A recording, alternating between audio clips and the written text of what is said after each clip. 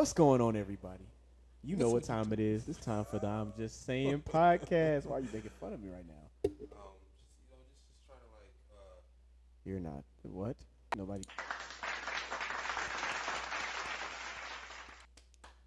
so We're so glad that you guys could join us today.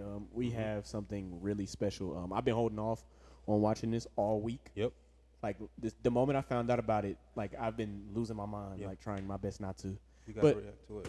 we got to do the YouTube stuff first. So you already know what that means. If you're looking at the video right now, if you've seen us before, like the video. You Go know what ahead, I'm saying? like it. It's free for us. I mean, it's free for you. It's free. It helps us. Go You know on, what I'm saying? Subscribe if you like what we doing here. You know what I'm saying? Go ahead, subscribe. And share it. Share the video. Give it to some of your friends. You know what I'm saying? Anything else? Also hit the post notification bell on the side so you'll be notified when we upload. Yeah, so you can get us in your algorithm. Know what I'm saying? Exactly. And leave a comment as well if you guys like the video, if you guys want us to react to something else, or just your thoughts in general.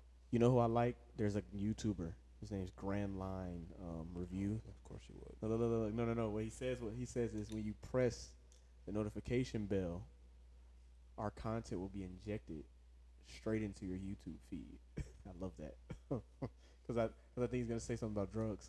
So basically, you have to come up with a catchy Yeah, I got to do something. term to get people to. Yeah, because I really like that. But intro, here we go. 俺はコンフリックスカイドウを取り戻すためお前に会いに来たなんでだよ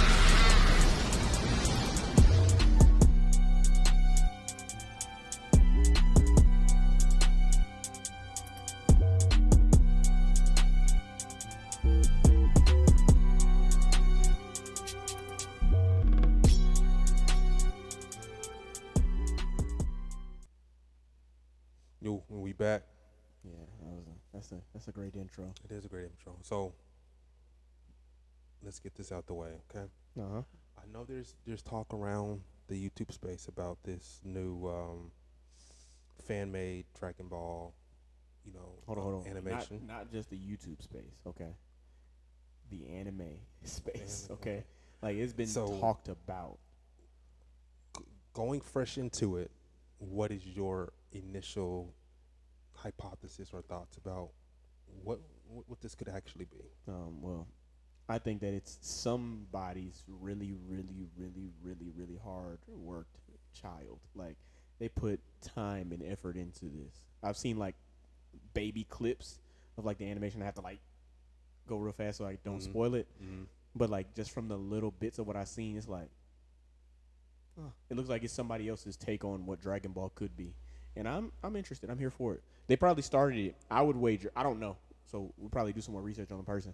But I would wager that they started working on something similar to this around the time that Dragon Ball ended. Or maybe not even then. Maybe like when Super ended. Just something like that. You know what I'm saying? And they just got the idea. And they just never gave up on it. So I also think the same. I also think it's going to be. I mean, it has to be somewhat good if everybody's talking about it. But if I have to give it a rating, like a 1 out of 10, Like beforehand? like what I just anticipate,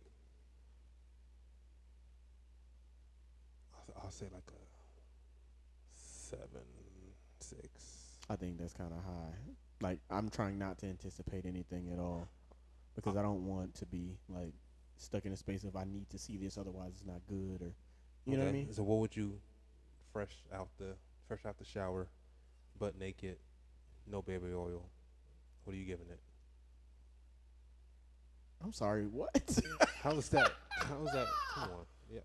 He always does this. He always make it seem like I'm saying something wrong. So you've never been out the shower naked, no baby oil. It's not about whether or not you're saying something. It's the time. Like, what? Why would you use that now at this point in time? Like, that was your choice of words. Yeah. I thought it fit. It didn't fit. I mean, it does with the baby oil.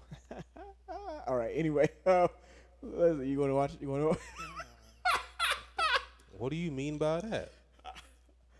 So y'all ready to get into some new fan-made Dragon Ball? I'm sure you would like to get into All right, Dragon Ball. yeah, you already know.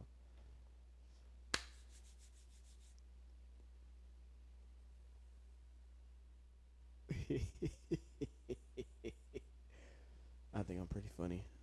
We have to have a conversation. Always drink your water, guys. Okay. You ready? In 3, 2, 1. Oh shoot! Let's read this. Yeah, I gotta move up. This project has no footage, music, or audio sample from existing Dragon Ball properties.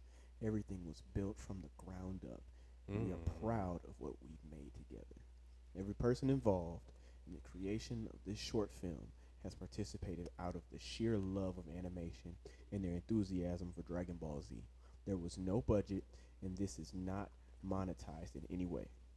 Dragon Ball, Dragon Ball Z, Dragon Ball GT, and Dragon Ball Super are all under the ownership of Toei Animation, Funimation, Fuji TV, and Toriyama Akira. Do the wise thing and support the official releases. You will not be disappointed, which I think is facts. Okay. Studio Stray Dog. Have you heard of them? Nope. Okay. Cool. Let's continue. We gonna know about them now.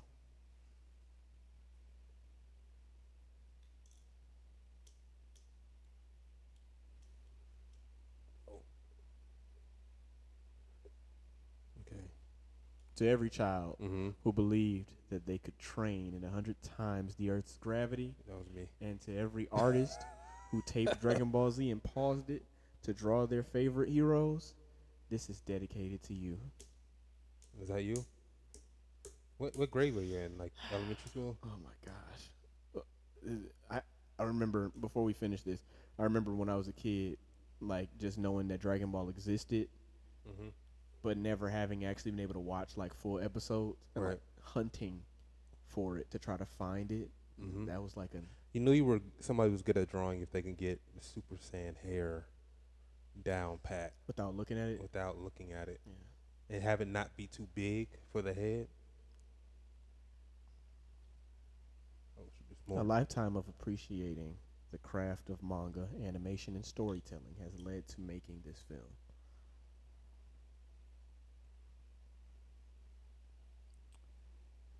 Mr. Toriyama, please accept this as a small token of gratitude and as a grand love letter to the worlds that you've created, and shared with all of us. Children of the 90s, the inspiration will forever remain immeasurable. That's facts. I like this little dedication. Yeah. I know that hit a lot of people, anime people, the heart, the nostalgia, what he's saying. Mm-hmm.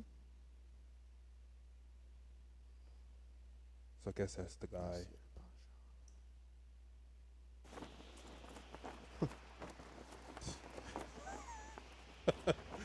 What?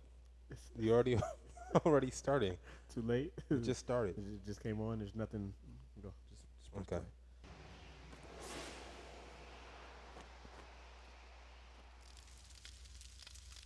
Is that Nappa? Might be. My son, stay strong. Your crown is here. Look at him. Okay. All right. Oh, Vegeta? Yeah. King Vegeta or Yeah. And your Wait, pause it. kingdom awaits your return. It's like exactly what I said earlier. I said this before. I didn't say it on here. That the classification, their system in planet Vegeta is different than on Earth. Like, I don't think they don't necessarily have names. They have like classifications. That's what I think. So you think Vegeta is a classification and not a name? Yeah, because there's King Vegeta, there's Prince. Like there's no like. You know what I'm saying? There's no last name. There's no like. The only way you'll know that you're not talking about King Vegeta is if you don't say. You know what I'm saying? King Vegeta, but you say Prince Vegeta. It's like, oh, that's him. King Vegeta. That's. But the reality is, you can just say Vegeta, and then you won't know if we're talking about the prince, the king of the planet. But you'll know that you're talking about someone of royalty, right? I mean, that's fair. I don't know. Just So this is the only backlash I have to that. So does that mean Kakarot, Bardock, and Raditz are just? Do you see what I'm saying? yeah. I think then What did the video say? The video was saying it was making sense somewhat. He was like it was like hypothetical, but he was kind of piecing it together, like the classification of their warrior rank or whatever status. They look a certain way depending on their status within. I think I get what you're saying. The environment, like if they were lower Saiyans, they typically share the Bardock, Kakarot facial features in a way, and then he was trying to. And that sounds pretentious. He was trying to incorporate Vegeta and King Vegeta's Widow's Peak, and Raditz. He was trying to incorporate that. He was See, but that doesn't make that right there. What you just said doesn't make any sense. He was reaching, but no, he was more than reaching. But it was making sense because he was breaking down. But the Raditz to Bardock thing, literally, if that's the case, how do you as a low class warrior birth a warrior who's not of your class? He was saying that King Vegeta had sex. Oh my God. With Gine, and then their illegitimate son, just by being bloodline of King Vegeta, had the Widow's Peak. He served and he served directly under Prince. That's a normal thing they used to do in kingdoms. If the king stepped out on the queen and had a baby, that child will become a direct servant under the prince. So this is like they'll be like a royal servant. Even if they're older? No. I was going to say, because technically Raditz would be older than Vegeta. Yeah. Because he'll be a servant under the, royalty rather than, rather than That's so stupid. him just being a lower class disposable Saiyan. That's extra. I don't. We could watch the video. I don't know about this episode or maybe next one. He was tying it together. He was going to the manga sources, going to the others. Like he was really going in it, but he was like, it was all speculation. How much you want to bet Akira Toriyama was like, I didn't think of none of that. He mentioned some of his interviews he had, some of the stuff he would say, and like, what does he mean by that? And he would go into the manga, go into the you know what I'm saying? That's what I'm saying. We're talking about a Source guy documents. who forgot to give Goten and Trunks tails just because he forgot. Like that's the reason they don't have tails, because I mean, he you forgot. could argue because they're half. See, but that's what I'm saying. Gohan had a tail. He's also half. I mean, maybe it's not necessarily. Maybe it's not 100%. No, he accurate. forgot. See what you did? So you're trying to find a reason, even though the guy who made it said, "Hey, I forgot." So do you think if the father has green eyes and the mom has brown eyes, right? Do you think all his children should have green eyes, or do you think it's okay for it to skip certain? It can, but the problem with that is Gine and Bardock don't have Widow's Peaks. And as far as we know, there are no people in their family or bloodline who have Widow's Peaks. So the only way that it makes any sense is if King Vegeta decided to barbarian Bardock. That's the only thing that makes sense. Yeah. Okay, let's watch. Oh, I can't.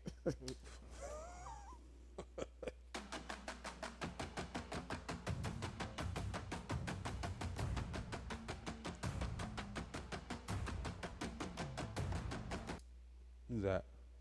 That's me and my wife. You and your wife. Why is Goku holding a drumstick? It's not a drumstick. Well, it is technically a drumstick. That's what it's called, but it's food.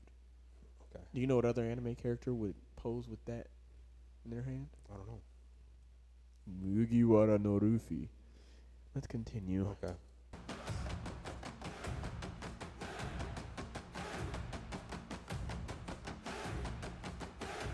Sounds epic. The sound music design is amazing. Yeah, it's giving me Avatar: The Last Airbender vibes. Yeah, very like tribal. Yeah. Yeah. Just how stupid can you be? Have we ever met? Have we ever met? If you don't mind, can you just tell me what I forgot so I can remember? Unbelievable! And did you Yeah. forget the promise you made me as well? You promised to marry me, Goku! You know what? Well, his life's over. That's you. That's you. That's how you act. Really? Oh, now his life is over. Let's continue. Is that all all you can say for yourself?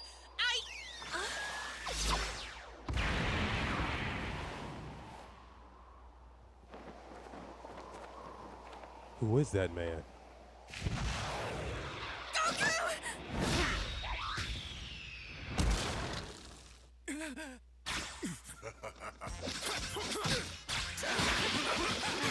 Okay, they boxing. They boxing. Not only are they boxing, but for him to say that the music is not from the show. Did you hear that? Yeah. That means somebody made, like somebody, yeah. They studied the composer and oh my god. Okay, all right. I'm sorry. I had a nerd moment when I heard the music. Also, I'm having a nerd moment because this is supposed to resemble the end of Dragon Ball when Chi-Chi fought him in the world tournament, and yeah. Oh, this is amazing.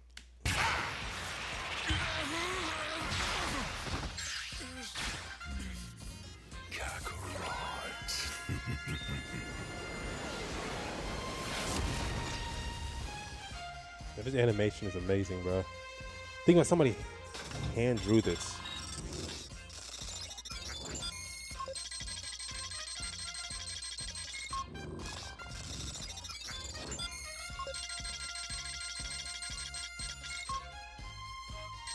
It's over 9,000. Yeah, that's what that was for.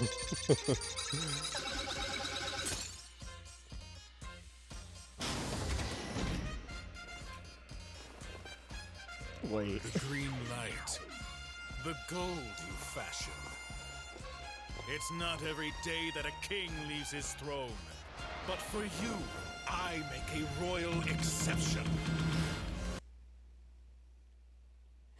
You know what that reminds me of? It reminds me of Kill la Kill. That's what I was about to say. Yeah. This is He looks taller, though. This is fire. It is. This animation's great. Yeah, they're doing a phenomenal job. He needs to do like parts. Yeah, like the present. If we support it, you know what I'm saying, maybe then, you know what I'm saying, he'll get the chance to do a second part. Hire more animators. Yeah. So it could be, because like you said, they worked on this. Like they just worked off sheer love of the series. And so, let's continue.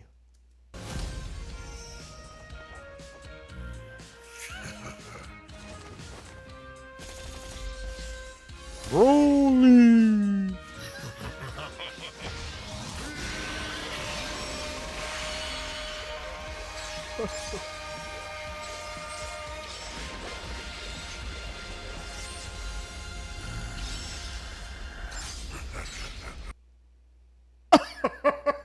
My gosh. He looks so sinister right here. Like that's a sinister look right there. That is amazing. All my life I've trained for this one moment. For the pride of the Saiyans! For my family. And Bulma? yes, Is that an Easter egg? Yeah. Yeah. even you, Kakarot. All right. Saiyan legend, hear me! That was a Today a god falls. Bones to dust. Ashes to the wind! Okay, let's go Vegeta.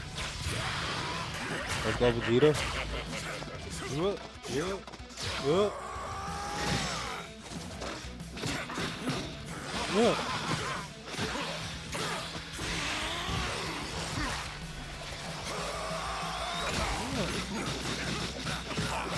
Let's go. Body shot.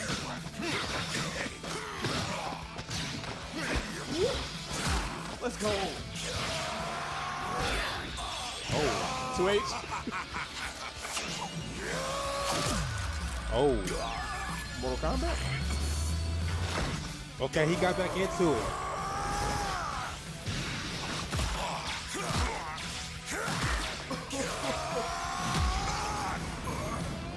That's level 1. Oh my god. It would be dope if they added that to fighters. Like they enjoyed the fan art so much they added that move to Super Saiyan Vegeta. First of all, Broly just 2H'd him out of the sky at the Super Dash like freak. He 2H'd him like freak. Oh my god. And then he punched him and knocked him out of Super Saiyan and he came back into it. Like, no, I'm not giving up. I like the cartoon aspect of it when he's punching him and bouncing him off. That was amazing. Okay, all right. I'm sorry.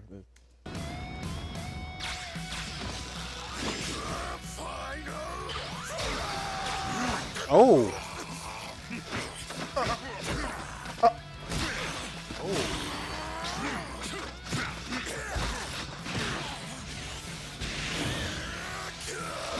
Okay.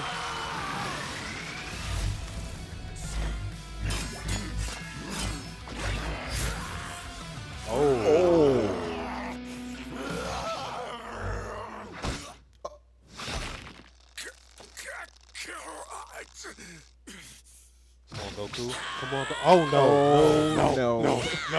No.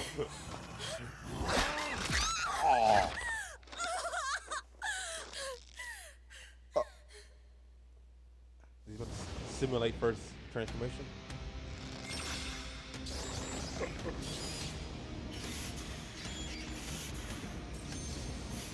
You hear the song? Shout out to Bruce Faulkner. I like the muscle tone they draw. What is this?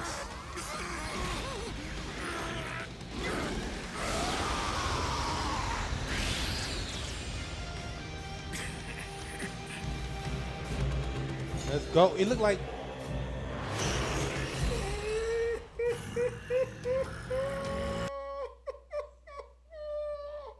what? Doesn't look the Monkey King.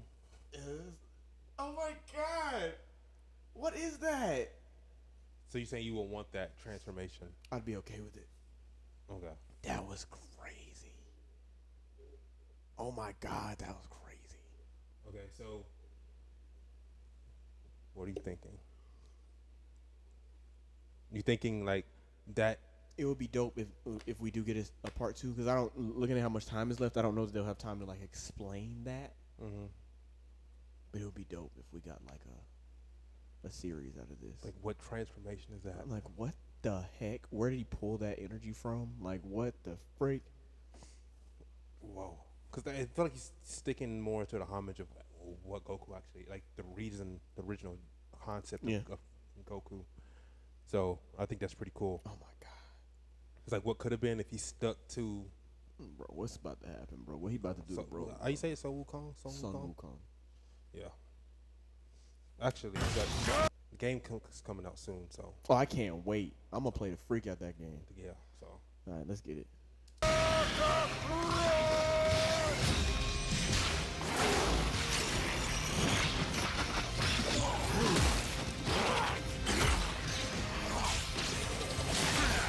Oh.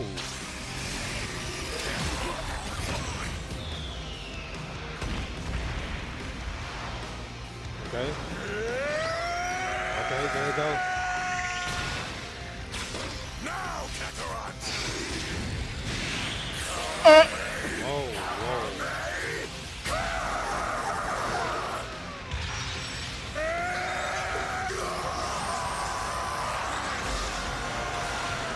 Let's go! What the frick is that?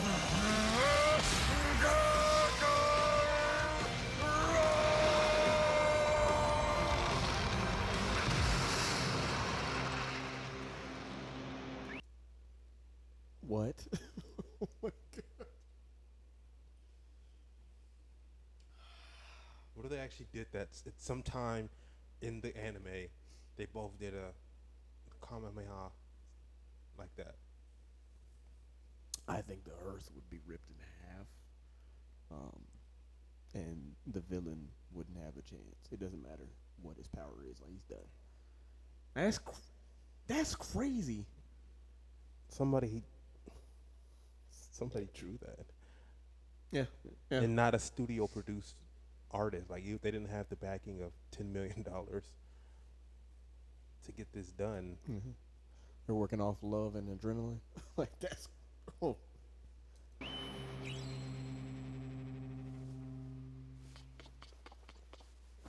I remember. It's Chi-Chi, right? Kakarot. Stop calling me that. That name is your birthright.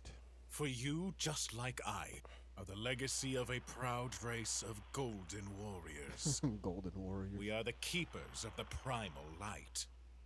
Your light is out of control and must be refined to be useful. Your days under the sun are numbered, Kakarot. That shot right there with the sun So in the marry background. that nasty. woman while you still have the chance. And come with me. We have to prepare. For what? War. What does that mean? Let's see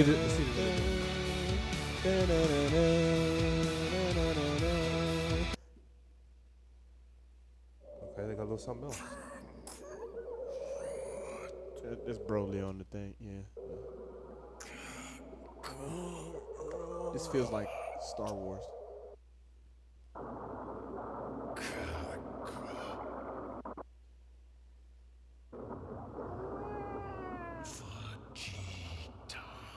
Oh, freak. Oh, That's not hard. good. Yeah, yeah. Is that Darth Vader? So that's pure adrenaline. Yeah, What we just watched. yeah. There's no way you just sit calmly and like, I guess that's okay. It's just Imagine people raw that saw this. testosterone. Imagine people that saw this and hated on it. Like how? So is this the best fan animation Dragon Ball that you've seen? Yeah. This Yeah. is, takes The number only one that's close to it is Dragon Ball Deliverance. Have you seen Dragon Ball Deliverance? I think is that the one with the Boo and the Oob and stuff like that. Uh-huh. Yeah. Those are really good too. I was finna say, because if you ain't seen that, we can watch those on the channel. Those are really good too. Because I love Deliverance. Deliverance is amazing. Deliverance is amazing. Yeah. Do you think he probably got help with them or anything? What? I don't know. I guess we would have to see who the animators were on. You know what I'm saying? On this and Yeah. on that to compare. Or do you? Hold on. But that's what I was about to say. Oh, we just okay. I'm talking. I don't know if you want to see this or not. I mean, I think we should. Canada. Made for fun. You saw that then? Yeah. Hi, I'm Nasser Pasha, and I'm the creator of Legend: A Dragon Ball Tale. There's a lot I'd like to say, looks but young. I'll save most of it for another time. First, I'd like to say thank you to each of you for taking the time to watch this film. Your attention is greatly appreciated. As well, I'd like to give a huge and sincere thank you to my entire team who helped me bring this film to life. Their work is supremely skillful. I've gone ahead and dropped links to their socials in the YouTube description of this video, so please do take the time and check out all their work and share it with your friends. And lastly, it goes without saying, but animation takes a lot of time and energy and focus and stamina and budget and time. We had all that stuff except a budget. My entire team did this out of the sheer enthusiasm for Dragon Ball Z and the project itself. If this film was something that you really loved and you're excited to see more of my other work and animations, please consider contributing to my Patreon. Your patronage will be deeply appreciated. And who knows, maybe the next one won't take 4 years. I hope not. Anyway, thank you for your time, attention, and support. My planet needs me. All right. Man. You saw the Cowboy Bebop reference just there. This is that's fire. I'm happy. That just made me happy. That was good. That was good. Before we go into this, let's talk about this. let's unpack what we just witnessed, because to be honest, I'm not gonna lie. This set the bar high, right? I feel like the beginning of Super has no excuse. Okay? These people love Dragon Ball so much that they just created something for Dragon Ball, just all strength. Would you have watched the whole entire season with that animation? Yes! There's what? Of course, they'll probably sharpen it up and stuff like that with movement and coloring and stuff like that. But just from just that specific animation style. You gotta understand something. I don't even care if they never get any better than what they just did right there. I could watch a whole thing. The fight scenes were what we would want from Dragon Ball as far as we saw their powers, but we also saw like actual martial arts mid fight. We could see the full movements. You know what I'm saying? Yeah. It reminded me of some of the ways Naruto revolutionized fight scenes. I just Okay. Yeah, that animation is just pure adrenaline. It's just pure adrenaline. There's no way you can't get hype watching that or have no type of nostalgia watching it. So I think that if they do get funding, more funding from people, of course, supporters, that they should do. I guess the second part, because he was saying war, so I guess go into that. I'm not gonna lie though. Even though I would love to see something sooner, I don't mind take your time. So then You know what I'm saying? you could Produce possibly it. cut it down to 2 years, maybe instead of 4. Maybe I don't really know exactly how long the process of creating an entire. You know what I'm saying? Yeah. Because they have to draw everything. Yeah.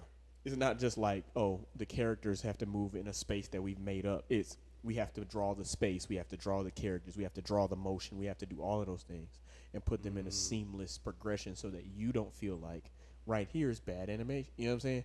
Right here is choppy. Right? You know what I mean? And so take your time. We can wait. Because they could take their time, and then what they could do is put multiple parts out. So like take your time and just drop part by part by part, and then you're pretty much done. Then maybe 3 parts. I was gonna say if I was them, what I would do is afterwards, when that's done with all the parts, you could just put it together as one big video as a movie, and people will have already watched the parts because they wanted to see the rest of it. And then when you put it out as a movie, then people that haven't been able to see it will be able to just sit and watch it all at once. Yeah. And then replay value is even higher on that. You know what I'm saying? Unless it makes more sense to keep it in the 4 videos, but who knows? I see what you're saying. He kind of could do both in a way. Yeah. And just have the full movie. Maybe the movie could have a final part that's not been released separate. So if you want to see the final part, you gotta watch the movie. In a way. Hey, but shout out to Nasir Pasha. I hope I said your name correctly. I think so. And shout out to your team. Yeah, Stray Dogs. The Stray Dogs. Y'all did a phenomenal job. Cocaine. Yeah, animating that. Let's go ahead. Let's go ahead and get this going. Let's go ahead and get this going. Yeah, but we hope to see more things from you in the future. And we hope to support you as well because we want to see you thrive. I know me personally, I'm kind of like the biggest Dragon Ball fan I know. Like I think I have a problem. And so seeing someone with that level of passion put that form of work out at that level without the backing of a studio, it's inspiring to me. Yeah, it is. And it gives me hope for the future of Dragon Ball just in general. Yeah, and it shows that just this technology we have now, to our hands, we can do something like this without having to work for a major studio to have access to this type of equipment. It's gonna get dangerous for studios if they keep putting out subpar animation, and then unknown studio companies are coming out putting out stuff like this. They're gonna take them by storm. Yeah. You better do something. So we have another video, guys. There's a video that I've been wanting to watch. I haven't seen it. It's a Seth the Programmer video, and it is Naruto and Sasuke versus Gon and Killua. All right, and I know that's a controversial thing, but I think in a video they might be referring to young, like same age, 12 years old. Sasuke and Naruto versus 12-year-old Gon and Killua. So I think that's what they're doing. They should, because they don't want to do adult Naruto and adult that wouldn't Sasuke. be fair. Well, technically it would be. So the way I feel about it is, right? Technically, they weren't even close to their full strength when they were kids. And Gon and Killua, I just think that they have like the show that made them the strongest characters ever at child ages. Like the stuff that they're able to do at their age is actually ridiculous. Like there's no child that should be able to do none of that stuff. But like I think the only people that they can't beat as kids is like Kid Goku. Because it's like think about what they're doing in their show as kids. Yeah. Yeah. Okay. Yeah. I mean, I don't know any. Yeah. And it have to be them as kids because that makes know a lot about them as adults. That makes it even harder to put them, like you put them against 16-year-old Naruto and Sasuke. I could see Naruto and Sasuke winning. But if somebody said Gon and Killua won, I could see that as well. You know what I'm saying? But when they're kids, I don't see Sasuke and Naruto coming out clean against Gon and Killua. And hypothetically, let's say they beat Gon. They're not beating Killua. Like, that's not happening. So okay. So we want to see the children fight and kill each other. That sounds crazy. Like, you made it sound like they're 12. But you said it like I'm about to just You about to enjoy that. Okay, that's crazy. That's wild. You're fantasizing. Nah. Hisoka? Hisoka? Yeah, you want to see them fight. Hisoka's gonna see this video and he's gonna have a field day. Okay. All right, now let's go. Hold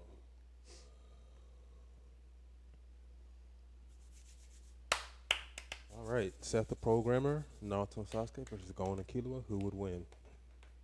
Hello everyone, it's your host, Seth the Programmer, and today we're going to be going over some Naruto versus Hunter x Hunter scaling today, and a lot of you guys liked my Manarum versus Phantom Troop video. However, in that video, I didn't really need to go over calcs or anything of how the verse would stack up outside of its own, per se. Now, I've gotten a lot of suggestions for the Akatsuki versus the Phantom Troop, which really isn't all that interesting, so I thought Gon and Killua, both Palace Invasion era of the Chimera Ant arc, and Naruto and Sasuke Part 1 Valley of the End, hashing it out would be a lot more fun, at least for me, in all honesty. So if you're We're gonna see. I honestly want Naruto and Sasuke to win. Of course you do. But Of course you do. I believe in my heart of hearts that they can't beat Gon and Killua. So we're gonna see what we gonna see what he says. Let's. You're wondering why we're doing Part 1 Naruto and Sasuke instead of Hokage and Rinnegan variants, I seriously doubt you've even watched or read both of these shows. No offense, but come on. If you like content like this, by the way, Facts. Because maybe you've seen a few videos of mine in the past and never got around to it, I would really appreciate a like and a subscription. It means a lot and tells me what you guys want to see. just like us, we would also like a like and a subscription and a notification bell. You know, leave a comment too, just because. Thank you. Now, first things first with Naruto and Sasuke in Part 1 and their scaling is we need to go over Boruto. More specifically, the time travel arc in the anime. So, why is the time travel arc important? Well, unlike most arcs, the time travel arc actually goes over Part 1 Naruto scaling and actually has Part 1 Naruto and Jiraiya face off against Urashiki. Urashiki, who in an anime promotional statement was quote-unquote revered as the strongest of his clan, blah blah blah. Now, whether or not you believe that is whatever. Maybe you think revered is only thought to be, isn't confirmed, but it can't be denied that if Urashiki truly was fighting all out against Naruto from Part 1 and lost, that there's some serious scaling consequences, taking the miasma that is Otsutsuki and Boruto scaling and giving it to Naruto. Now, I have my own opinion of all of this, and I'm sure many who scale Naruto do as well, but this isn't the video for that. So for this video, I will simply be only using the Boruto manga continuity or Naruto manga only for this video, whatever gets you to think that whole set of events doesn't exist, which I think most of us wish was the case to begin with. Apologies for those that ends up getting triggered by that. Maybe Yeah, because no cap, that's wild, and I don't think it would be fair. Okay. Yeah, that's understandable. Yeah. I get what he's saying. Because it's kind of, honestly, it's kind of like an anomaly, Mm-hmm. like that situation, and it was clearly made for the series, you know, nostalgia factor, and Yeah. here we go. in a future video I can go over that kind of stuff. And if you're one of those guys that thinks the Otsutsuki are all universe busters and Part 1 Naruto scales to them, then sure, dude, Naruto wrecks Gon and Killua. Congratulations. Hope that makes you happy. Anyway, for my other viewers, we will not be using those arguments. Unfortunately, for a cross-verse battle video, you have to have feats and calcs and all of that boring nonsense. And I know it can be really boring to listen to and to listen to all the math and all that, so I'm going to oversimplify everything and mainly just give the feats in question and how much energy they are in tons. You can kind of scale how strong the feats are to each other with just these raw numbers. With that out of the way, let's get started. For Hunter x Hunter, scaling how strong characters are is pretty funky. I'm not going to act like it's some simple endeavor, but here we can pretty calmly scale base Gon and Killua, we'll do the transform states later, to a few Phantom Troop members without much difficulty. If Is Gon gonna transform? I don't think so. It's not. I fair. don't think so. It's not fair. Because he can't just do that at will, and the only trigger seems to be Kite. So you can't just be like, oh yeah, Sasuke's gonna kill Kite, and nah, you can't do that. Yeah, I don't think so. I hope I don't think so. I hope not though. That's like, come on now. Because it would have to be that versus the Nine Tails. Yeah, something like that. That's the only thing that would make any. Okay, let's look. That'd be interesting. Not I putting agree. them much higher. I think that would actually be closer than I thought. Like at first, I'm just like going clear, but then it's like when you put the Nine Tails, it's like okay, there's a fighting chance. Like it makes sense now. Like that, but it's because of what the Nine Tails is. He's like, it's something else. You know what I mean? Like it's not just, oh, this is Naruto's power. Nah, bro. But let's move on. I explained this in my Phantom Troop versus Meruem video, which I seriously recommend, by the way. The character in question they need to scale for some basic feat scaling is surprisingly Bonolenov. Now, many of you probably are aware that Bonolenov has a net ability called Battle Cantabile Jupiter, in which after performing a certain set of prerequisites, anybody that hears the sound of Bonolenov's body will be attacked by a Jupiter-looking ball. The one time this was used was on a Chimera Ant officer with no name. Not even joking, he doesn't actually have a name. And for a basic idea of its level of strength, if you assume the Chimera Ant officer that got hit by it is 1.7 meters tall, it's not really too important, the exact details. And that the crater caused by Jupiter was calced using maybe pulverization, which is basically turning everything to dust. Then the amount of energy is around 109 tons. Now, this isn't lifting strength in tons, but raw energy. So for the video's sake, just consider these ton values as sort of like a power level, so I don't have to get too neckbeardy with my explanations here. I'll put the calcs and maybe like the energy in joules.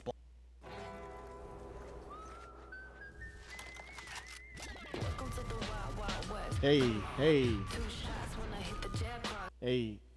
Blah blah blah in the description. Obviously now I have to explain why Gon and Killua scale to such things. Gon after Kite's death is actually insanely powerful, as something in his body seemed to snap and his talent and potential went off the charts. This is described by Meleoron, also known as Jail, as a bottomless pit. The data books also agree, and many characters including even Neferpito are glad in Gon using his potential against it in the end. If he doesn't, Morel, an extremely powerful hunter who can fight Chimera Ant squadron leaders on the same tier as Zazan, although if anything even stronger due to having ants from Poof and Pito, tested Gon, and Gon, after witnessing Morel's full power, thinks he would have killed Morel in a single John Ken. You remember that? You remember that?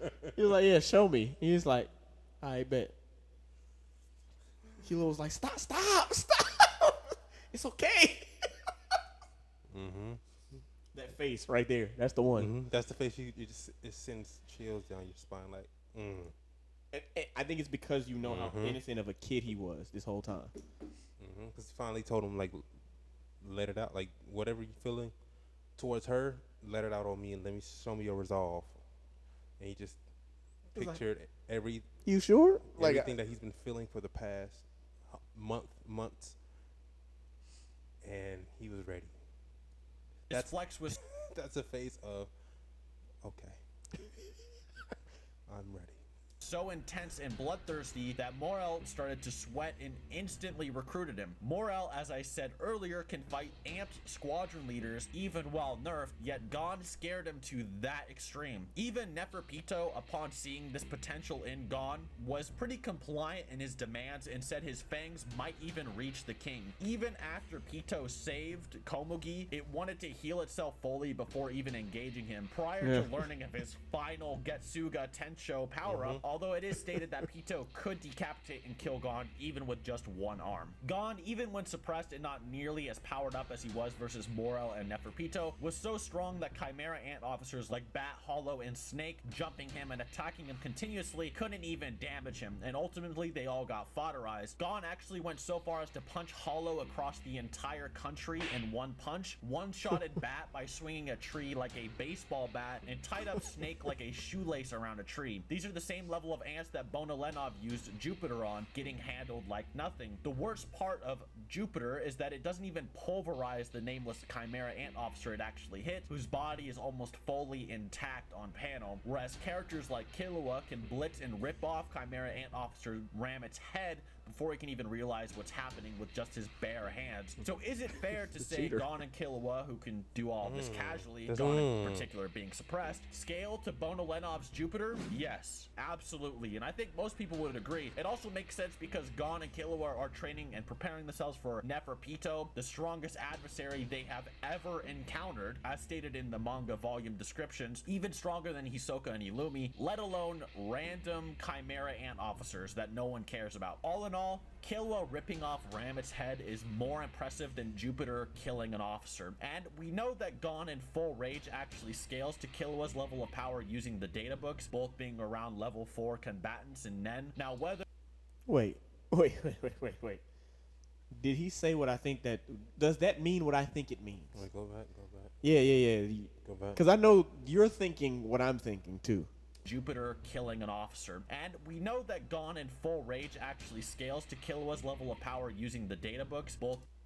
What does that mean? Does that mean full rage, like Big Gon scales to Killua? I don't think so. Because I don't think that shouldn't mean that. No, I think he's just talking about... Just angry, like I'm really angry Gon. Okay, that sounds better, right? Yeah, because I think he would have said transformation Gon or something like that. Okay, all right, yeah. I just wanted to make sure, because... Yeah, it's like there's no way. Being around level 4 combatants in Nen. Now, whether or not Gon and Killua can create an area of effect like Bonolenov is not really the question. The question is whether or not their level of Nen and power scales to him, which we can confirm. They scale highly above officer level with no difficulty. They don't even really need to use abilities. One final point we can make to nail this in the coffin is Gon's level of power compared to Razor. Razor, for those that don't remember, is the game master of Greed Island that played dodgeball against Gon, Killua, and Hisoka. Razor is also... Imagine if he was in Spy Family. He kind of was already. No, it's not the same. You know what I mean? Those kids would have died if he was in there. Yeah. Also noted by Finks of the Phantom Troop as being impressive, and he's okay listening to Razor's orders and coming back the right way. The same guy who blew a Chimera ant officer in half with a few windups of his punch not long later. Hisoka himself also comments that Razor is very impressive and is actually able to damage Hisoka in a 1v3 match with Gon, Killua, and Hisoka teaming up on him. This same Razor then states that Gon's John Ken enhanced dodgeball is so strong that he won't actually be able to stop it without getting shoved out of the ring. Gon, who at this point is a total novice with Nen and is just learning his more advanced powers, is able to do this to a guy who even makes Hisoka show a little bit of respect. Once again, saying Chimera Ant Arc psyched snapped Gon is able to output as much force as Bonolenov is really not that far-fetched. For speed, it gets pretty annoying, as if trying to scale Bonolenov's Jupiter to Gon isn't annoying enough already. I think this will be an interesting segment because many people surprisingly downplay Gon's speed and say that all of...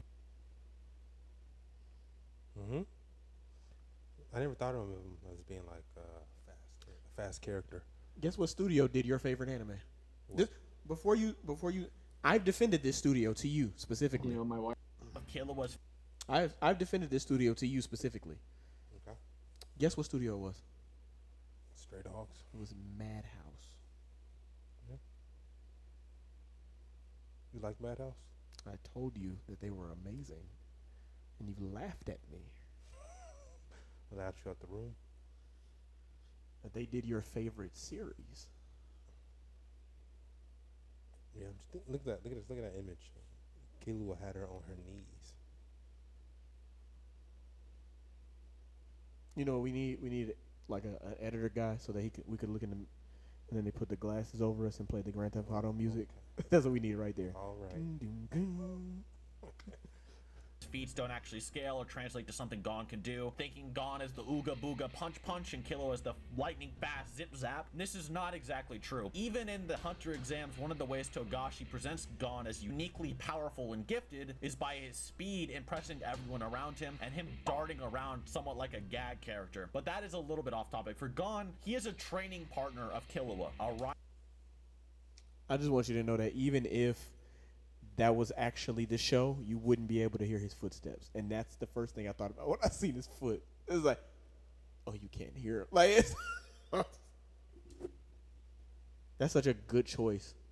Rival. They make large strides together, and their differences are in their net abilities, skills, and talents most of the time, not necessarily their raw stats. While Killua was definitely far superior to Gon in their first few encounters, to the point that Gon had to spend an arc training just to open Killua's front door, the gap significantly closed in all aspects by the time Greed Island had concluded, if not almost to zero. And this is shown in a few notable examples, but a few would be like Killua saying he'd have his eye ripped out by Beanalt if Beanalt wasn't injured, in which post-training Gon dodges Beanalt when he is healthy and recovered. Gon is also able to eventually capture the Hyper Puffball, a Greed Island creature that Gon and Killua at first weren't able to catch for 10 minutes straight without more training. Once again, showing that Gon's speed is also a stat.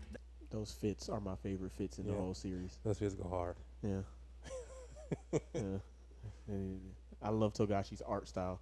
Because even if it doesn't look as crisp as like the anime does, to me it gives you the grit that you need from this image. You know what I mean? Mm-hmm. Yeah. That rivals or encroaches on Killua's, outside of Killua amping it with his electricity later on, of course. In the Chimera Ant arc, Sirius Gon is able to dodge Yuppie's attacks to try and reach Neferpito alongside Killua as well. So feats of Killua being able to rip Ramit's head off before he can even blink in base is something that Gon, when fully serious, full power, not suppressing himself, such as the palace invasion, can more than likely replicate. Perhaps not with the same finesse and skill, but at least the ability to perform similar speed and power. Now, of course, I am not saying Gon scales to Godspeed Killua in any ways, at least not in base. I'm only saying their base forms should be comparable. Killua, now that we've kind of gotten that out of the way, is able to dodge bullets that are less than 57 centimeters from his face, can move so fast that he creates after images, and generally blitzes and runs around most people in the series he fights. Killua himself is confident in fighting off tanks and even fighter jets if it really came down to it. And this is even before... What? Your kids.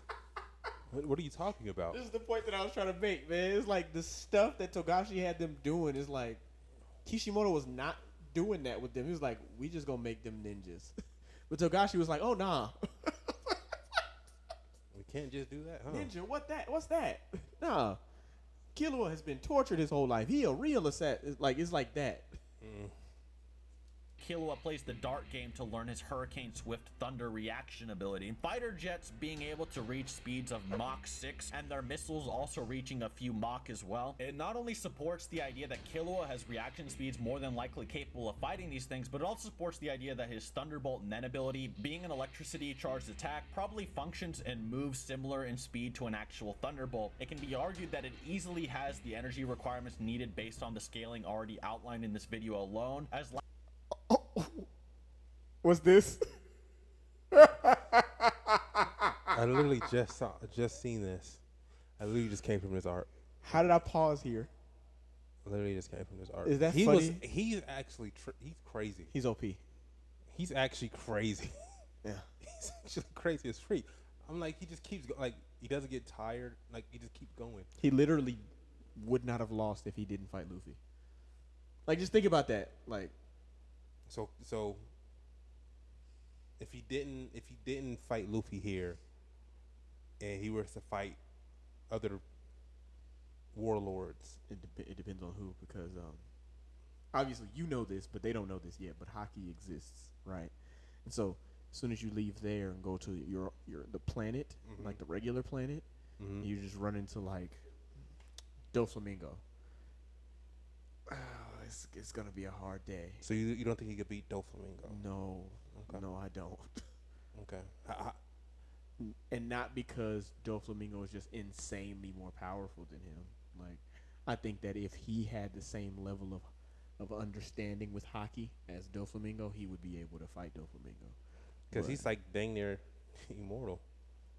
yeah, he's an electric man. The rumble fruit. That's what I'm saying. Like, it's how do you even afflict damage on someone? But that's what I'm saying. So, at this point in One Piece, hockey doesn't exist to our knowledge. So, nobody can hit him because they don't have hockey. Luffy's the only one who can because he's rubber. Do you know what I'm saying? Like, that's literally the only reason.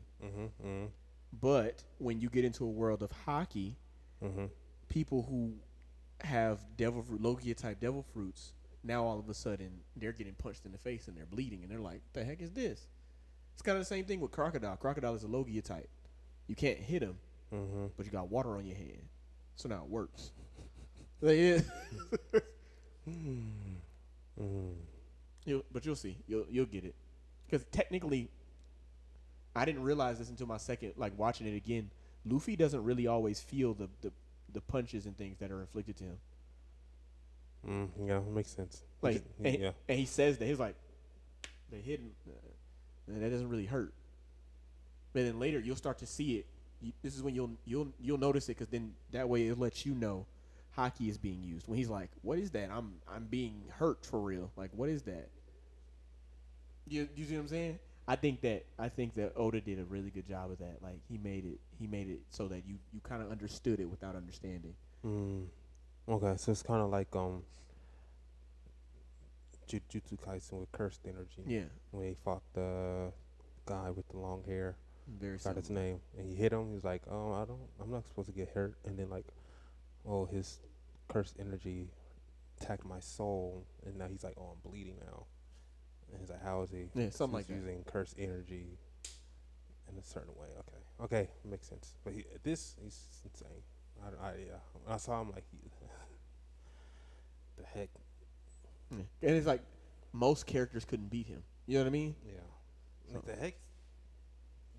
Lightning speed attacks in fiction are usually considered electricity-based attacks with at least 1.6 gigajoules of energy behind them, using some quotes and papers done by NASA and Harvard, which I'll show on the screen now. For those that don't know, Bona Lenov's Jupiter that couldn't even pulverize an ant completely would be around 608 gigajoules, let alone 1.6, or attacks from Killua that can easily rip apart Chimera officers. While I'm not saying that it's objective to say Killua's electricity, also known as Thunderbolt, is actually as fast as a Thunderbolt, it's very easy to argue considering what lightning actually is in nature, a super discharged jolt of electricity from the sky. Even Razor's extremely casual attacks can be scaled higher than a lightning. He just did that. Like, I forgot that he did. See the explosion? The heck? Like, what's in that volleyball, bro? Like, bolt, let alone their full powers. And this is important to bring up because obviously people will downplay Gon and Killua to like subsonic, which is a huge meme in the community due to the fact that Netero is often hyped up in the series for punching faster than sound. However, the feats in the series do not support the speed of sound being remotely impressive. I think the most consistent interpretation is that Netero could do this without the use of his Nen, as this would make the statement both remain impactful but ultimately not contradict what we've seen already. I mean, we see numerous after you skip it, I got something to say about game. Netero. You're not ready for it. guys react. So, if anybody makes fun of Netero speed-wise, they should know that the show says in like 0.09 seconds or something like that. You know what I'm talking about? When he's falling. And like, he did that. That's fast. And he's moving so calm. Like, I know it's fast because he's not exerting energy to get fast. He just. And so then it's like, what was he in his prime? Like at the height of his nin. Like, how dare you make fun? Nah, that. When he hit Pito, and she couldn't even react. Like, she was like, I can't really react. There's nothing I can do. It's like she barely saw. Like, she was like, what the heck? In his hand. Bad move. That's the name of the move. And she got sent flying. Like, if she didn't have her nin, she would have She'd been dead. She would have went sit flying to another country. Or her brains would have been splattered out somewhere. That's crazy. Like for somebody to hit you that fast, you know what I'm saying? Active bullets, scoff at missiles, jets, and tanks, and even throw electricity around, and yet the speed of sound is the top tier in the verse? Like, it doesn't really add up to me. Anyway, let's move on to Naruto for now. Fortunately for us, part 1 of Naruto isn't as hard as Hunter x Hunter, unless you want to bring up some Boruto shenanigans. One of the easiest ways to scale Naruto in part 1 power-wise is by using Sasuke's fire-style jutsu, Choji, Jirobo of the Sound 4, and Orochimaru's lesser snake summonings, weirdly enough. Jirobo and Choji actually have an interesting battle in terms of feats and even power scaling for part 1, which I'll be getting into. Sasuke at the beginning of the series, while definitely not a slouch, is no Itachi or Kakashi at his respective age. Yet we know that his fire style jutsu is insanely powerful, enough to make Kakashi think that no beginner ninja could even muster the chakra or power needed to actually perform it. During this Bell training test that he took, Sasuke shoots a fire style jutsu that vaporizes a crater in the ground, which I would like to say that in Shippuden, this is retcon technically because Sasuke's fireball jutsu as a kid, you remember that? When he was working every day trying to do it so his dad would be proud, and then one day he finally did the big one. which not pulverizes into dust or blows away, but vaporizes the crater. And this is confirmed in the first data book, which states the massive flame engulfs and vaporizes everything. And the feat also looks like vaporization, if not heavy pulverization at worst, which really doesn't make that much sense as vaporization. Due to this, the fire style jutsu vaporizing a crater even in the first arc is around 18.5 tons of force. Definitely not the level of Bonolinov's Jupiter at over 100, but still overlooked for the very start of part 1 of Naruto. The feats get much more impactful during the tuning exams, however, when we see Naruto using Kyuubi chakra actually slam down and overpower Orochimaru's giant boa summoning in the Forest of Death. Orochimaru's boa has been calced to being around 131 times bigger than a normal one, scaling its head off of Orochimaru's entire body sitting on top of it. What's up with anime, bro? It's like, it's the most ridiculous things. Like, 131 times bigger than a regular one. It's like, is that Kaiju? Kaiju. Yeah, Kaiju. The heck?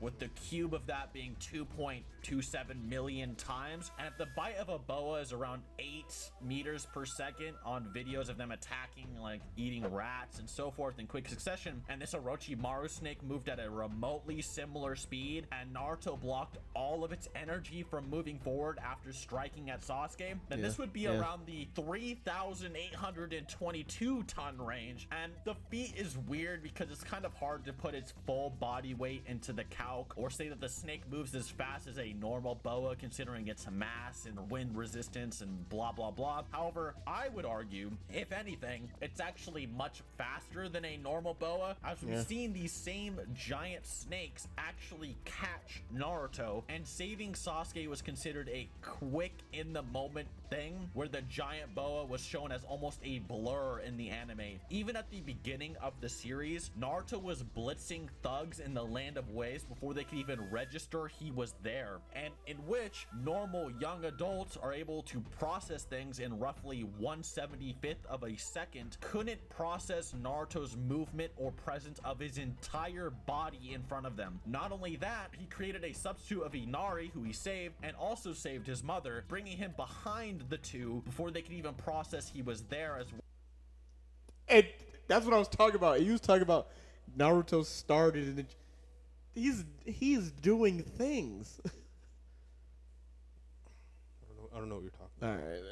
Well, which has been calced around Mach 1, give or take. If these snakes could be considered remotely near the speed of Naruto, even normally, and these aren't normal snakes, they're Orochimaru ninja sage summoning snakes, let alone some of them catching him and he can't even get out of the way, then saying this snake is moving 8 meters a second is actually more than likely probably massive downplay, and the calc would still remain near where it was even considering the full body conversion. These snakes are also shown tearing places such as Tanzuku Castle to the ground, which has been calced consistently within the 100 to 1,000 ton range as well. Sasuke even scales to these as later on he impresses Orochimaru far more than Naruto ever did with just this Sharingan active, and when he decides to go all out to protect Naruto and Sakura. Now getting into Jirobo is more of a power scaling thing, but Jirobo is able to launch a massive expansive jutsu Choji whose size eclipses trees and is stated mountain size in the databook, which I will not be using here, and launches it all the way above the tree line while in curse mark 2 state. If you argue he launched that high in around a second and that the trees are the height of an average tree, the force generated would be around 5.1 thousand tons, which would make curse mark 2 Jirobo consistently higher in terms of scaling than Naruto fighting Orochimaru's snake in the Force of Death.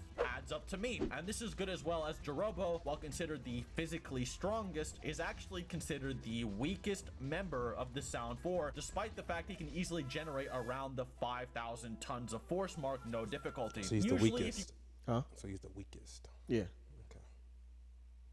Even if he's the strongest in terms of strength, he's the weakest ninja. Okay. Which makes perfect sense to me. But you know, Yeah. because I know who the rest of them fought. Like, those were some. To me, that was like peak original Naruto. Do you think he can beat Ugo from Hunter x Hunter, the big from Phantom Troop? No, I don't think so. No, that nigga different. Okay. Okay. You can generate that much force, your body. I would argue that the only reason Kurapika won is because of his specialty. The caveat? Like, if he didn't set his powers up the way that he did, he would have gotten destroyed. He'd have got chewed on. He would have got there, and Ugo would have been. What's that? Oh yeah, the blonde guy. His bones. Body or the instrument exerting it usually has to be able to also somewhat withstand that much force, or else it would simply fall apart in the process, especially a physical action such as what Jirobo did. And even if you don't want to grant that, the fact that defeating Jirobo is possible for the other members is pretty outstanding, with Neji and others fighting off stronger members, and with Naruto and Sasuke pretty confidently scaling above Neji without much of a hitch, at least by the final valley confirmed, let alone in the tuning exams where, you know, they fought. In terms of speed, we already went over how Naruto, even in the first arc, reached over a Mach 1 just dealing with normal bums. However, later we see Naruto and Sasuke start to normal bums. scale to characters like Neji, Gaara, and Lee, and these are impressive because Lee without weights is able to outspeed Gaara's sand defense, something that even as a crotch spawn was able to react and block explosions at point blank. Even if you assume these super ninja explosions are something at least bare bones basic like TNT, this feat would be calced around Mach 29, with Naruto and Sasuke both scaling to much more powerful forms of Gaara with his Bijou amps. Sasuke himself was able to match Rock Lee's speed that outclassed the basic sand defenses without even using his Sharingan or 10 times amplified curse mark, and this isn't even bringing up the obvious lightning timer scaling that is commonly argued about, in which the Chidori is based on the Raikiri and hyped up by the cast as the jutsu Kakashi chopped a lightning bolt in half with. And while this doesn't necessarily mean that Sasuke's Chidori is lightning speed, it should be noted that Choji is also stated to expand at the speed of lightning, and that Kidomaru's final arrow he shot at Neji actually reached the speed of lightning as well. So it definitely wouldn't be inconsistent to say so, and it was definitely Kishimoto hyping up the speed of the attack. That's obviously the intention behind them bringing up the actual statement, lightning chopping, right? And with those stats, ironically, when Kakashi was learning to move, oh, you remember the Kakashi Gaiden story with Obito? When he learned it, he had to learn how to like control where he was going, because it was going that fast. It was just out of the way, it's pretty clear that for the most part, Naruto and Sasuke are pretty superior to Gon and Killua, at least base to base, and to a pretty considerable degree. Even if you don't grant lightning speed to Naruto and Sasuke, which I don't really care if you do or don't, Killua's feats and baits don't really encroach on Mach 29 without his Godspeed amps, and their actual power feats don't really ever seem to reach the kiloton range for the most part. I've seen some argue that Nen attacks your psyche if someone flexes on you and you don't have any defenses against it. However, Ninja and Naruto fight off psychological attacks all the time, and chakra is actually spiritual and mental in nature as well as physical. So unless Nen attacks some part of your being or some fundamental nature not covered throughout the series in Naruto, I see no reason to really address this as a valid concern. What do you think about that?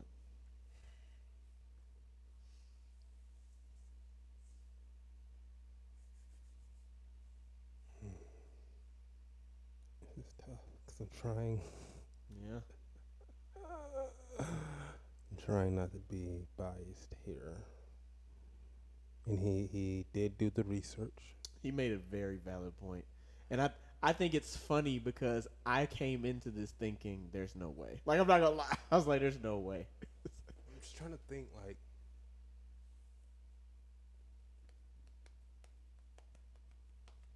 I don't just think about that Gon and Killua,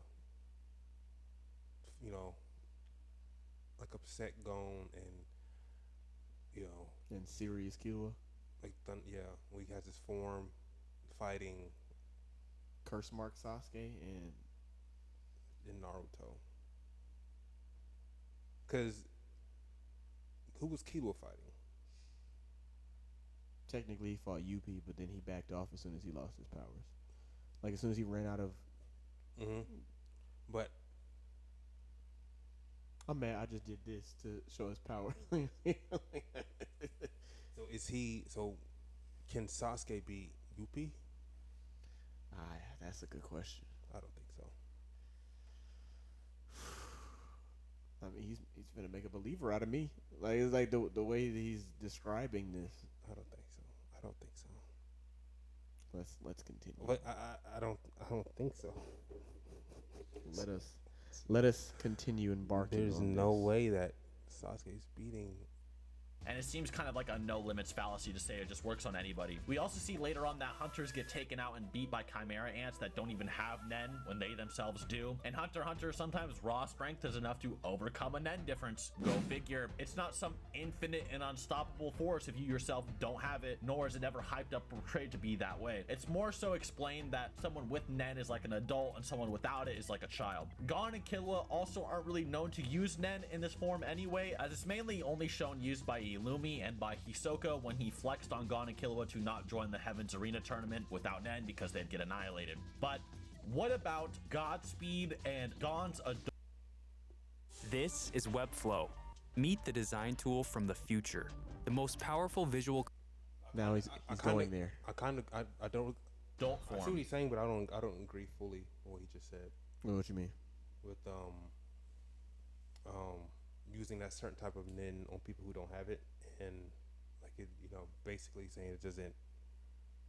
Basically saying it doesn't really affect their opponent negatively. It's just like somebody being adult and someone being a child. No, but he say they didn't use it in that manner, but yeah, suggesting that they don't have what is it, Gil?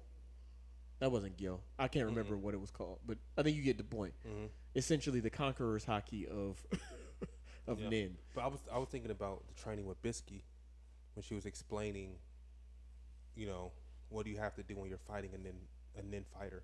Like they had to learn how to use Nin in order to fight in the arena because they would have died. Yeah, but the point that he was making was that there are Chimera ants who fought people who have Nin abilities, but they didn't have Nin abilities, and they were able to beat them because they were stronger than them.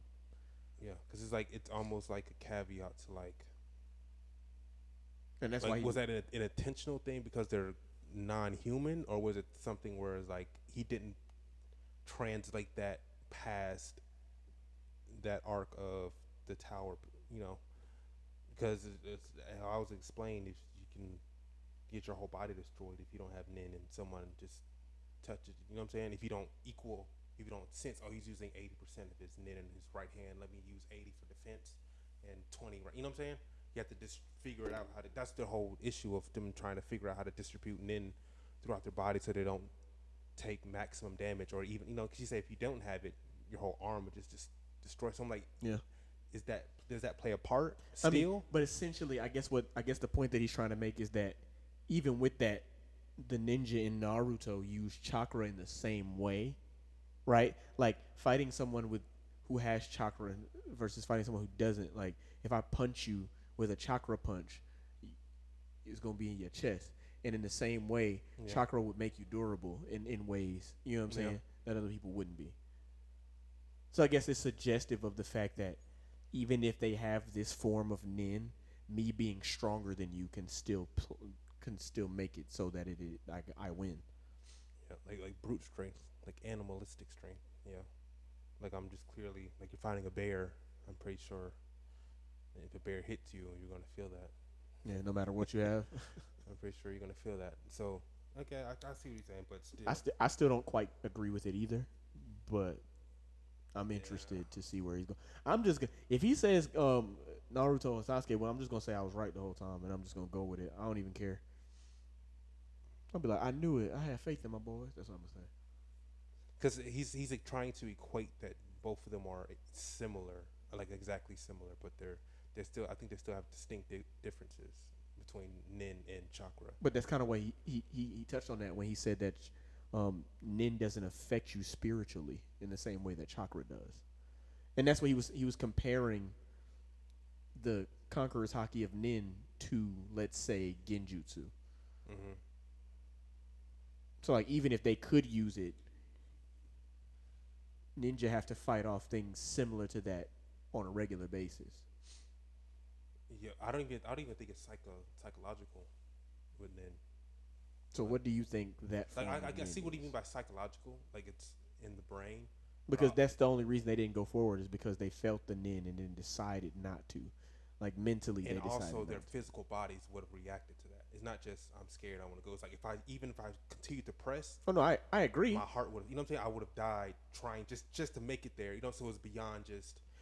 But I'm in this is your heart this- dying because of what your mind is telling it, or is it dying physically? Does that make sense? That's crazy if that's the thing. But that's genjutsu. I'm saying I'm saying it's crazy if that's the thing though. Yeah. If it doesn't actually have a physical, you know, like your brain is almost killing yourself. Because that makes sense. Like the level of fear that you have, you know what I'm saying? Mm-hmm. But you try to press through it. You know, people have anxiety attacks. It's something like, you know what I'm saying? It's something like that. Like so that's basically, and then gives you anxiety attacks if you don't. severe anxiety. Because I see the similarities when he's saying that they both, you know, the spiritual, physical thing. They're both, you know, but I think it's still vastly different in the way that it could be used. Because I don't know. I think it's just the difference of writers. They use it differently. I think the detail that Togashi gave Nin makes it sound so much better. Yeah. You know what I'm saying? Because it sounds tailored to the individual as opposed to chakra. Like, I think that in our brains we have a set base of what we think chakra can do. Yeah. And I think that's what we're having The disconnect. Yeah. Because it's like I could be Hisoka and you can just, you know, you could be trying to walk down the hallway and you don't even see me yet, but you're like looking down the dark hallway like something is down there. Yeah. And if I walk closer to you and like I attack you, just my nin overpower. Like there's nothing you could do. Like you can try to defend and fight and like let me get out of my head. Let me not be, but just physically, your body physically, just me. Oh yeah, I'm about to get destroyed. I want to I know what that is. They explain in the show, but because if that's the case, that's kind of what Orochimaru had in the sense. Yeah, that shit was different though. Like there's literally no basis or explanation for that shit. Like he just does it, and then whoever it is just stuck for like.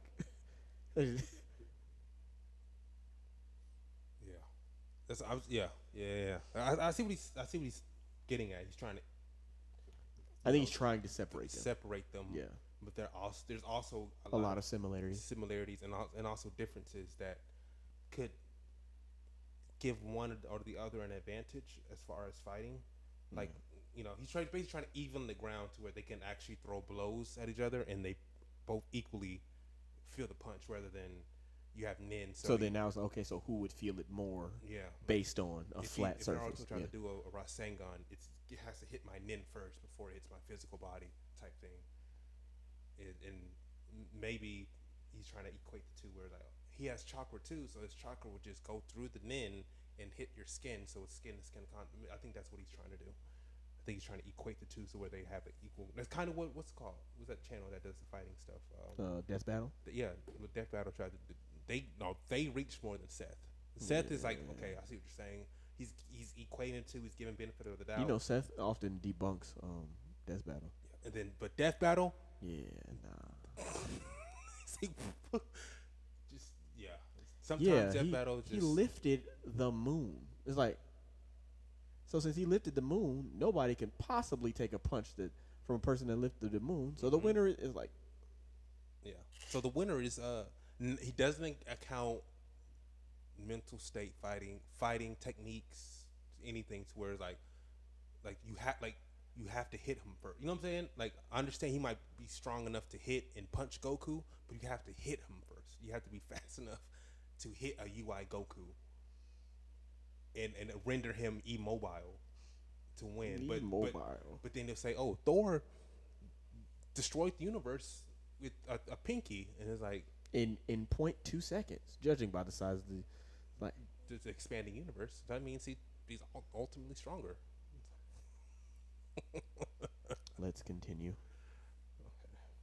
Luckily for us, and for me, these are a lot more straightforward. In Godspeed's case, you can actually scale it to the Royal Guard, and there is some contention with it being scaled to light speed based on the Dart game Killua played when discovering it. However, Killua disagrees with the assertion, as he knew where the dart was going to be to begin with. He didn't actually react to it appearing in his forehead like the ants who said it would need to be light speed thought. And so Killua himself is debating the light speed claim. Neferpitou, in its first introduction, is shown sitting atop the Chimera ant nest, prowling for intruders, which massively towers above nearby trees, making them almost brush-like in comparison. It then spots Kite, Killua, and Gon, and before Gon and Killua can even register what's happening, Kite's arm is torn off and when Pitou is in close range, which has been calced as anywhere between Mach 40 and Mach 250-ish, depending on who you ask.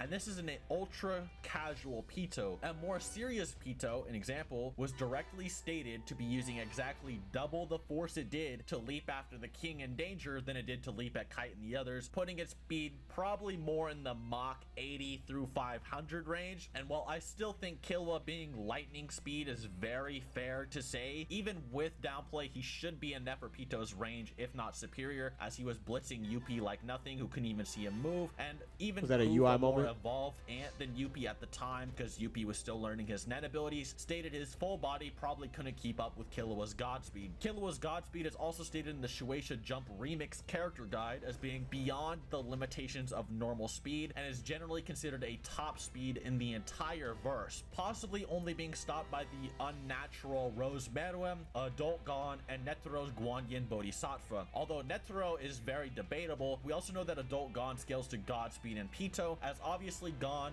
absolutely toyed with Pitou like nothing, even by being amped by post-mortem Nen and moving so fast that Godspeed could barely process what was happening. Gon still annihilated the Royal Ant, and in the Yu Yu Hakusho character guide, Shueisha Jump Remix, which is a limited edition guide in addition to a Yu Yu Hakusho guide by Togashi, which I had to go out of my way to obtain a copy of myself directly from Japan and translate myself. You're welcome. There's actually 4 pages at the very end dedicated to Hunter x Hunter scaling outside of just stat bubbles. They go over Adult Gon, Netero, and Rose Meruem, and I honestly think it's game changing, and I've never seen these scans anywhere else on the internet or translated, so do enjoy. Now, while these pages say a lot, this one in particular is my favorite line on the Adult Gon page, which says, towards Pitou, who held a strength second only to the king's, he displayed an even higher power on a completely different league. Not only does this state that Pitou is the strongest royal guard, but it also states that Pitou might just straight up be number 3 in the entire series, behind Meruem and Gon, obviously. The statement is also interesting because it can be interpreted 2 ways. It can either be interpreted as Gon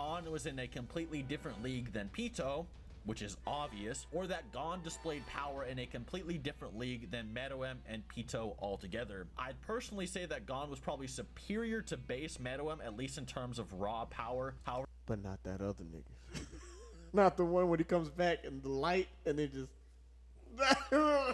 it might just be possible that Gon might have, even if just by a little bit, or with his John Ken amps. This is important because Adult Gon's power will be being scaled to Rose Meruem in a moment, which I will explain. Rose Meruem is essentially Meruem revitalized by Poof and Yuppie after the Rose Bomb went off in his fight with Netero and he was almost killed. This brought Meruem back to a level that convinced Poof and Yuppie that you could win a battle with just raw Nen alone. Meruem also obtains Yuppie's Rage Cannon, and with it shoots a blast that pulverizes a large hill in the distance, instance, some argued it vaporized it or fragmented it, and I've seen some downplay and wank of this, so we'll just be using the middleman, and the middleman comes out to around 450,000 tons of force. I say that Gon scales to Rose Meruem, even if not exactly. This is why I didn't want these people to be in it. Cause what the freak? To at least somewhat of a reasonable extent. What I mean is, I don't think that adult Gon would be in the 100-ton range, and Rose Meruem is in the 400,000 plus range when it comes to power scaling. It's a little bit of a rationalist approach, but it doesn't really make sense in any way thematically or logically to disagree. Rose Meruem, in essence, is basically revived Meruem plus Poof plus Yuppie, who Gon scales to all of, if not surpassing all of. As shortly after adult Gon is revealed, Rose Meruem is revealed, and the conversation of winning a fight with pure aura is discussed, something that Gon pretty much did with Pito already, the strongest of the royal ants. Nice. Rose Meruem was also so powerful that Knuckles stated they'd need a state military to even handle him, and that everyone needs to flee as he shot around his speed of light and all over the place. Now, as I said, That's what it's called. In.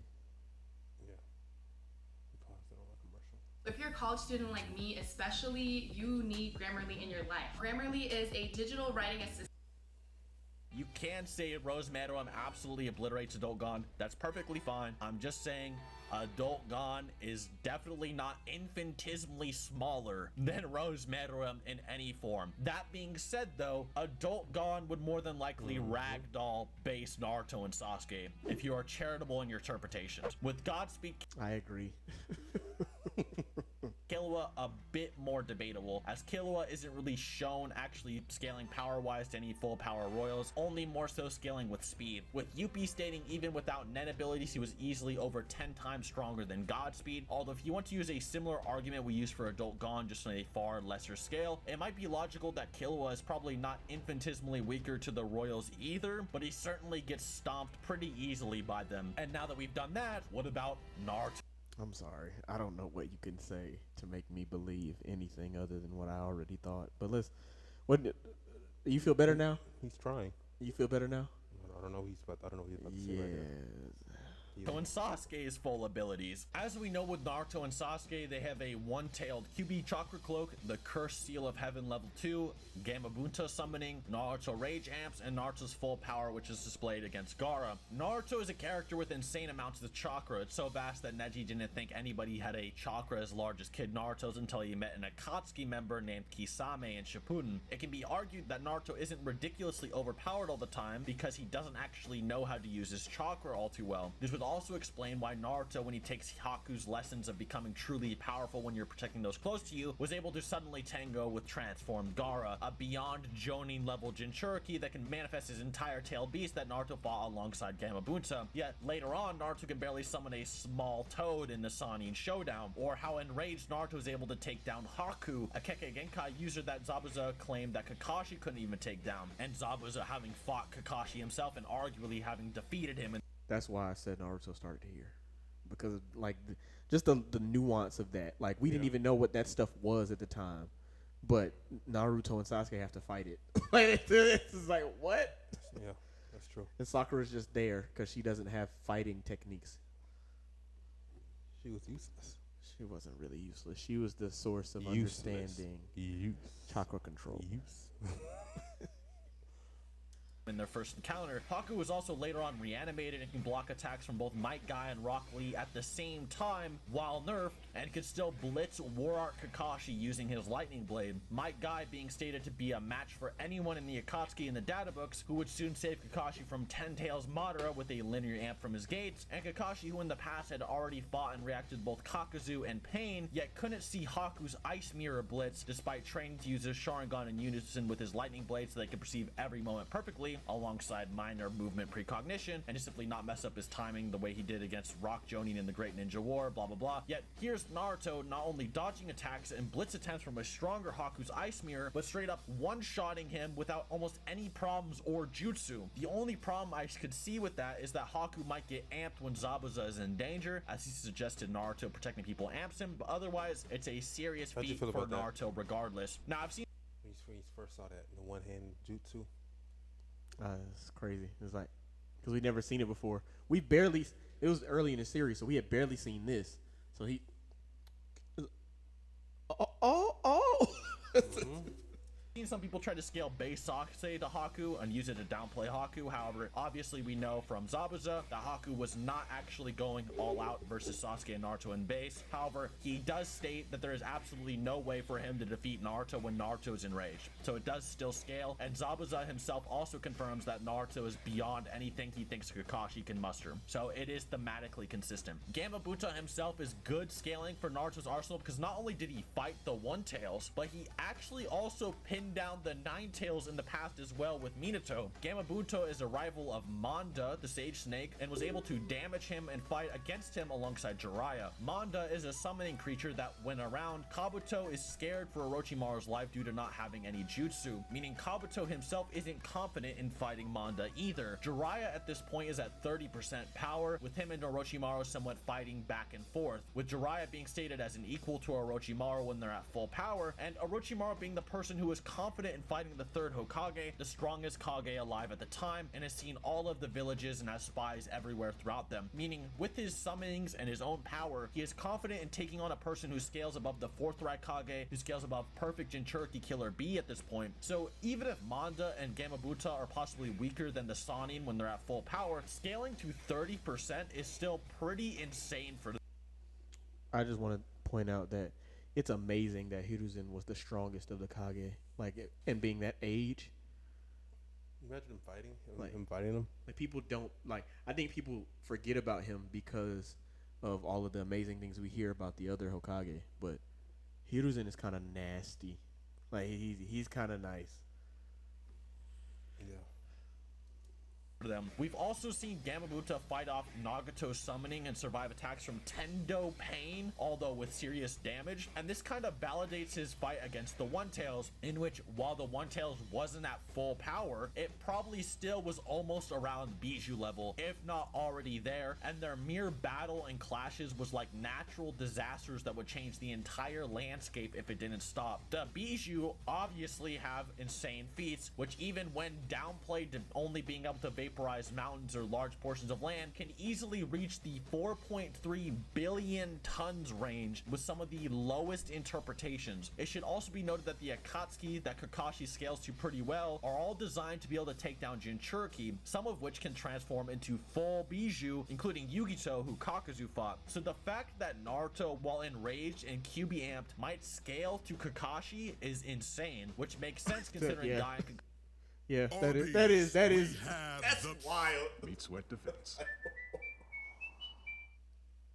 If you shop on Amazon, you should use this tool.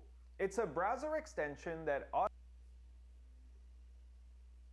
Kakashi are supposed to be rivals, yet Guy's kicks couldn't even stop nerfed Haku, who Naruto one-shotted with a punch. Even if you want to say he doesn't scale to them like that while enraged, he does scale above Kabuto and Part 1 Kakashi without much argument. And what I'm saying here is that Naruto is a lot like Gon in the sense that once he gets to a certain mindset, he's almost a completely different character with different scaling. You can almost say that Naruto in his fight with Haku is possibly even more insane than his fight with Sasuke due to this rage amp. It's certainly debatable, and I've had the debate before. And wielding a chakra from the strongest tail beast, who's supposed to go up against Rinnegan Obito and faces the world-ending Jubi, is it really any shocker that even Naruto having slivers of this thing's power would amp him to extremely high levels? And That actually makes perfect sense.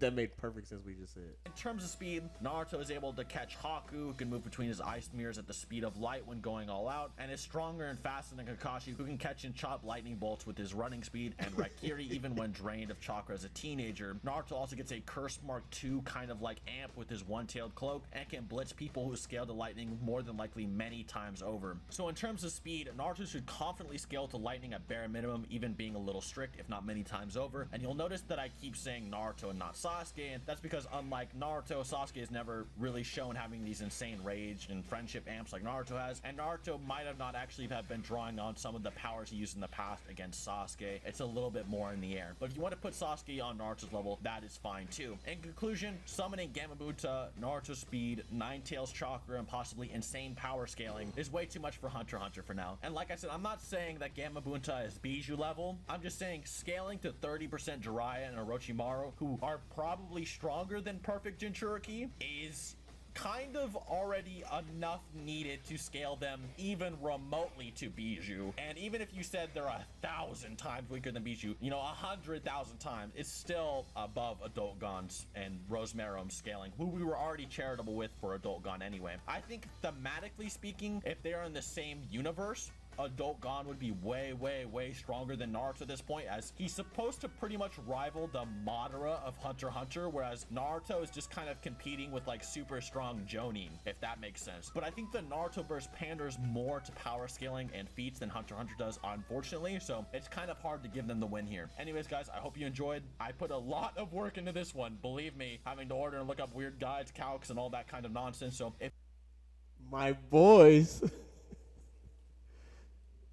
I don't fully agree. My boys, they pulled it out. Thank you, Seth, the programmer. I appreciate you. wait until he does what I don't like. Then I'm gonna be like, Seth, you suck. I can't believe it. Like, Yeah, I don't fully agree. does it feel like he didn't really flesh out the argument for Naruto and Sasuke well enough for you? Yeah, like he's just explaining things. Like you're just explaining how their powers work and stuff like that. Yeah, to me it didn't sound like because of this scales above this until he said the 4.3 billion tons. Yeah, but even still, that to me that was debatable. Like what moves exactly would they use to on each other and stuff like that? Like how would they fight each other? Like going into it. I also want to know. I don't want to know whose moves are stronger. I just want to know what's the mindset, how they're going to approach it. But that's what matters is whose moves are stronger. Okay. Because right. the idea was that. That's fine. That's fine if that's the case. That's fine. The idea was that Naruto and Sasuke are fast enough to keep up with those two. So now it's down to hitting them. And if we both hit each other, I hit harder than you. I don't. I'm done, bro. I don't agree. There's no way my boys lose. There's no way my boys. My lose. boys are the victors. There's no way they lose. Trained you well, young boys, that's young crazy. men. So that means I believed in you the whole time. So that means Naruto would destroy Pito. That makes no sense. He's gonna beat her. He's gonna beat her. Do you really agree with that? Do you agree Naruto is One Tail Naruto? At the end of Naruto? If he even gets that form. If he gets there, I think he's gonna win. If he doesn't get there, he loses. I don't think so. If he doesn't get there, he definitely loses. Yeah, I don't even think he'll be able to get there. I don't even think he'll be able to. Because you think she's gonna like. She's gonna just take him out, yeah. Like, well, we've seen Sasuke put a hole in his chest, in his heart.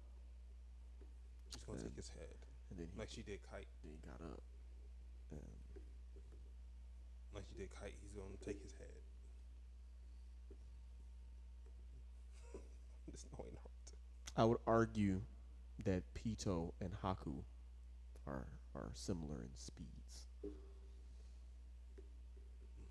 don't know. That video wore me out. Took the energy out of you. Yeah. It's because you wanted him to say that they were gonna win. And the video's longer than I thought it would be. Yeah, like, I it agree. felt longer than what it said on it. I started looking at the clock. Yeah, I'm looking at the time behind you. Like, oh. yeah. And yeah. So I guess this is a cool video. Concede the victory to my boys. I don't think it's correct. I think he just explained moves, but he didn't really. I don't think that the way that will actually fight against each other would be. So if he would have won, if his boys would have won, he would have said, "Yeah, that's it." Even if it was explained the same way, and he was just like, "I just give it to Gon and Killua." It's not true. It's 100% true. It's not true. Yes, it is. But yeah, I don't think anything else. I think that's the last video. We don't have any other videos. Okay. That's it. overall, how do you feel about what we've seen so today? My boys won. Okay, that's all you care about. This is your boys winning.